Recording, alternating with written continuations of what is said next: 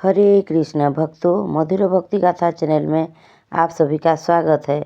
आज हम सर्व पितृ अमावस्या के बारे में जानेंगे। सर्व पितृ अमावस्या 2024 आज है। इस दिन पितृ अपने लोक को लौट जाते हैं। भक्तों, आज हम जानेंगे सर्व पितृ अमावस्या के कथा के बारे में। भक्तों, आश्विन मास के कृष्ण पक्ष को श्राद्ध पक्ष भी कहा जाता है। प्रतिपदा से लेके अमावस्या तक ये 15 दिन पितरों को समर्पित है। ये पितृपक्ष में पितरों के शांति के लिए श्रद्धापूर्वक तर्पण और श्राद्ध की जाती है। अर्थात पितरों की आत्मा की शांति के लिए जो श्रद्धापूर्वक पितरों को अर्पण किया जाता है उसे श्राद्ध बोला जाता है। पितरों की आत्मा के शांति के लिए ये पितृपक्ष में ब्राह्मण या ब्राह्मणी को श्रद्धापूर्वक दान देके दक्षिणा दिया जाता है। और अगर आपके पास ब्राह्मण या ब्राह्मणी नहीं है तो गाय, कौवा या कुत्ते को भी आप भोजन दे के पितरों को शांति कर सकते हैं।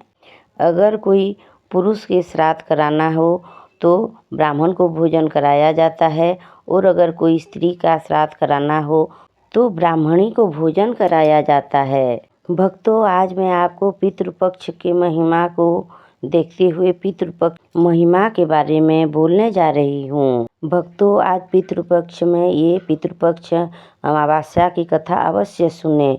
इसको सुनने से पितरों तृप्त होते हैं और वो आपको आशीर्वाद दे के ही जाते हैं। भक्तों, कहा जाता है पितृपक्ष में पितरों की आशीर्वाद के चलते घर में सुख शांति बनी रहती है और व्यापार में वृद्धि होती है। भक्तों, हम अभी पितरों की कथा सुनेंगे कि श्रेष्ठ पितृ अग्निस्वान और बृहस्पत की मानसिक कन्या अक्षुधा घोर तपस्या कर रही थी। वह तपस्या में इतनी लीन थी कि देवताओं को 1000 वर्ष बीत गए। उनकी तपस्या के तेज से पितृलोक भी प्रकाशित होने लगा और सभी श्रेष्ठ पितृगण अक्षुधा के वरदान देने के लिए एकत्र हुए। उन्होंने अक्षुधा से कहा कि हे पुत्री, हम सभी तुम्हारी तपस्या से बहुत प्रसन्न हैं, इसलिए जो चाहो वह वर मांग लो। लेकिन अक्षुधा ने पितरों की तरफ ध्यान नहीं दिया, लेकिन उनमें से अति तेजस्वी पितृ अमावसु को बिना पल के झपकाए देखती रही। पितरों के बार बार कहने पर उसने कहा कि हे भगवान, क्या आप मुझे सच में वरदान देना चाहते हैं? इस पर तेजस्वी पितृ अमावसु ने कहा, हे अक्षुधा, वरदान मांगो। अक्षुधा ने कहा कि अगर आप मुझे वरदान देना चाहते हैं तो मैं इसी समय आपके साथ आनंद चाहती हूँ। अक्षुधा की यह बात सुनकर सभी पितृ क्रोधित हो उठे और उन्होंने अक्षुधा को श्राप दे दिया कि वह पितृलोक से पतित होकर पृथ्वीलोक पर जाएंगी। इसके बाद अक्षुधा पितरों से क्षमा याचना करने लगी। इस पर पितरों को दया आ गई और उन्होंने कहा कि तुम पृथ्वीलोक पर मत्स्य कन्या के रूप में जन्म लोगी। वहाँ पराशर ऋषि तुम्हें अपनी पत्नी के रूप में स्वीकार करेंगे और तुम्हारे गर्भ से व्यास जी जन्म लेंगे। इसके बाद तुम पुनः पितृलोक में वापस आ जाओगी। अक्षुधा के इस अधर्म के कार्य को अस्वीकार करने पर सभी पितरों ने अमावसु को आशीर्वाद दिया कि हे अमावसु, आज यह तिथि आपके नाम से जानी जाएगी। जो भी व्यक्ति वर्ष भर में श्राद्ध या तर्पण नहीं कर पाता और अगर वह इस तिथि पर श्राद्ध और तर्पण करता है तो उसे सभी तिथियों का पूर्ण फल प्राप्त होगा। बंधुओं, और एक कथा सुने। जब महाभारत का युद्ध में वीरगति को कर्ण जी प्राप्त हो गए, वीरगति को प्राप्त होने के बाद वो स्वर्गलोक में गए तो स्वर्गलोक में उन्हें भोजन में हीरे जवाहरात, सोना, चांदी इत्यादि खाने को परोसा गया। कर्ण जी ने ये देखकर बहुत ही अचंभित हो गए और वो इंद्रदेव से पूछे कि हे इंद्रदेव, मेरे भोजन में आप हीरे जवाहरात इत्यादि क्यों दे रहे हैं? तो इंद्रदेव जी ने कहा, हे करण, तुम जब पृथ्वीलोक में दान दिया करते थे तो सबको हीरे जवाहरात, सोना चांदी इत्यादि दान में दिया करते थे।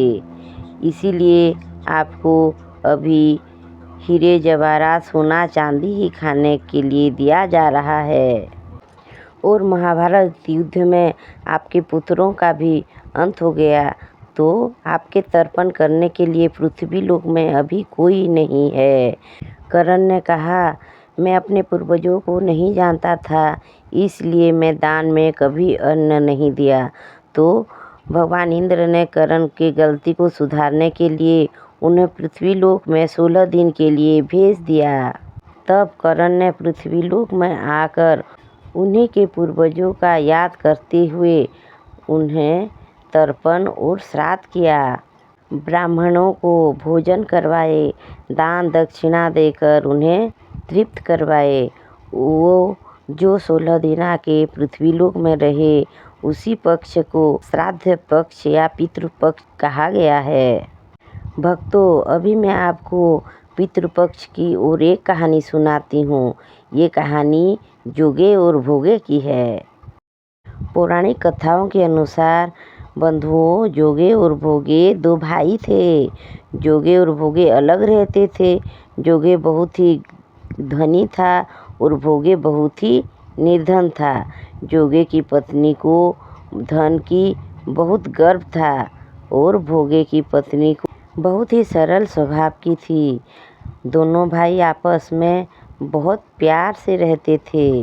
जब पितृपक्ष आया तो अब ब्राह्मण को भोजन कराना था, तब जोगे उसको टालने लगा।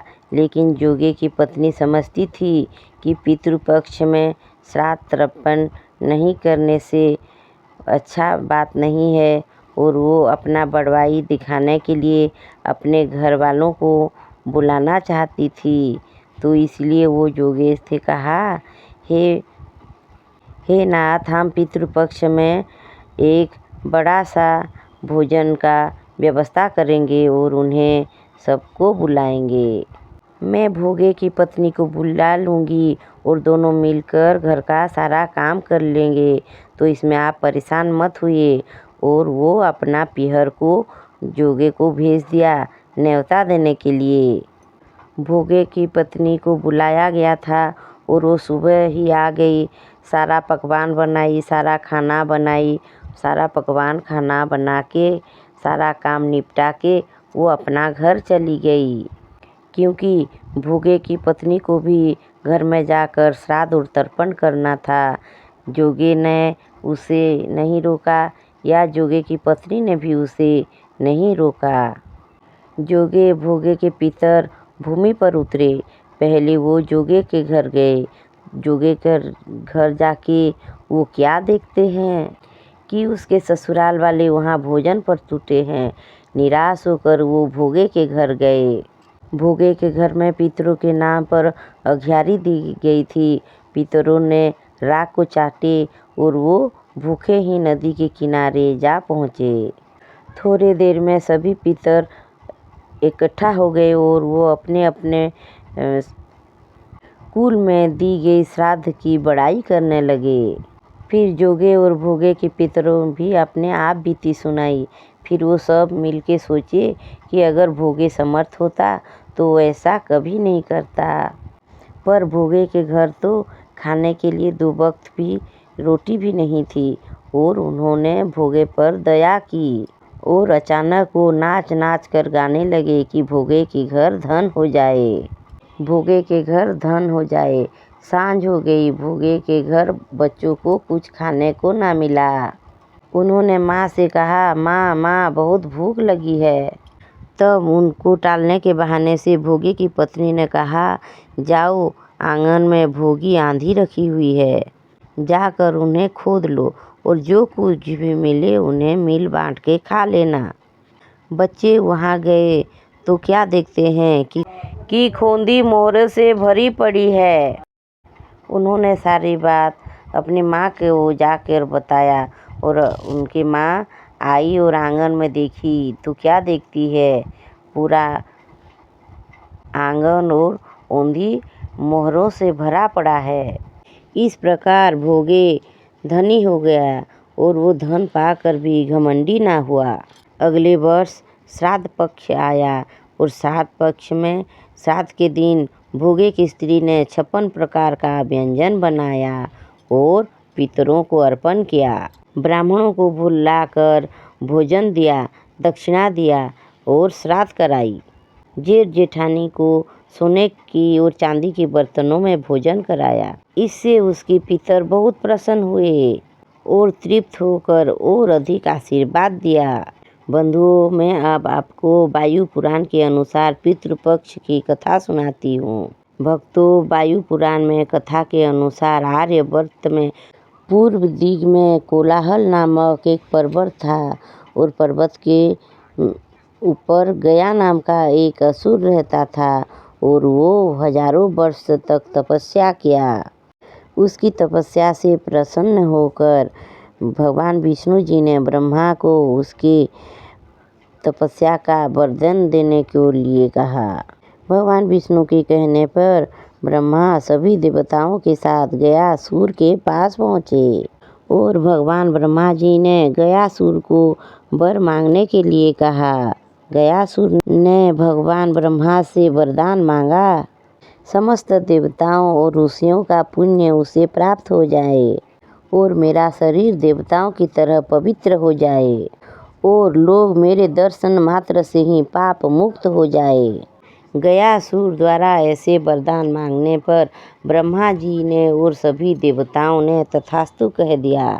भगवान ब्रह्मा और देवताओं का ऐसा वरदान का परिणाम हुआ कि जो भी गया को जाता था वो पाप मुक्त हो जाता था। गयासुर पास जाने वाला हर व्यक्ति स्वर्ग लोक को जाने लगा। विधि के विधान को समाप्त होते देख ब्रह्मा जी ने भगवान विष्णु के पास गए और विष्णु जी के कहने पर वो गयासुर के पास गए और गयासुर को जाके बोले, हे परम पुण्यात्मा गयासुर, मुझे ब्रह्म यज्ञ करना है और तुम्हारा ये 20 कोस व्याप्त शरीर से पुण्य और कोई जगह नहीं है, अतः तुम अपने 20 कोस व्याप्त शरीर को मुझे दान दें।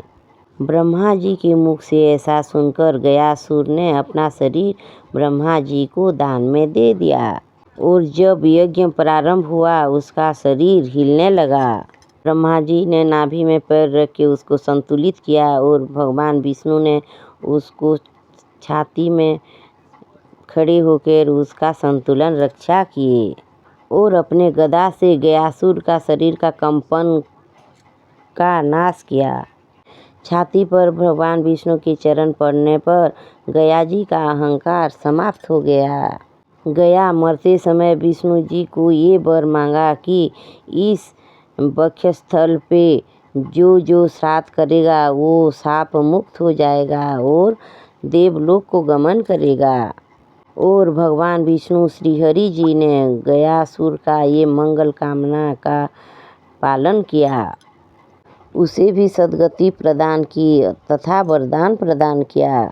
तभी से वहाँ संपूर्ण 20 कोस का नाम गया पड़ गया और ब्रह्मा जी ने उस भूमि को श्राद्ध तर्पण के लिए होम यज्ञ करने के लिए घोषित कर दिया। पौराणिक कथा के अनुसार गया क्षेत्र में श्राद्ध करने से पितृ पुरुषों को देवलोक प्राप्त होता है और वायु पुराण में ये कहा गया है कि गया की ओर मुख करके श्राद्ध तर्पण करने से पितरों को मुक्त मिल जाता है। जो भी व्यक्ति अपने पितरों को श्राद्ध तर्पण गया क्षेत्र में करता है उसका पितृ देवरूप प्राप्त हो जाते हैं। देवपुर जाने के बाद पितृगण वैकुंठ लोक भी जाते हैं और पितृपक्ष में पितरों का श्राद्ध और तर्पण करना अत्यंत आवश्यक है। गया क्षेत्र में श्राद्ध तर्पण कराने के बाद ब्राह्मणों को भोजन कराया जाता है और ब्राह्मणों को भोजन कराने के बाद कौवा, गाय और कुत्ते को भी थोड़ा थोड़ा भोजन कराया जाता है। तो आर्यमान भगवान कौवा, गाय और कुत्ते के रूप में आके पितृदेवता अपने तर्पण और भोजन ग्रहण करते हैं और सब व्यक्ति को आशीर्वाद देते हैं। भक्तों, अगर आपको हमारी ये वीडियो अच्छी लगे तो वीडियो को लाइक, शेयर और मेरे वीडियो को सब्सक्राइब कीजिए।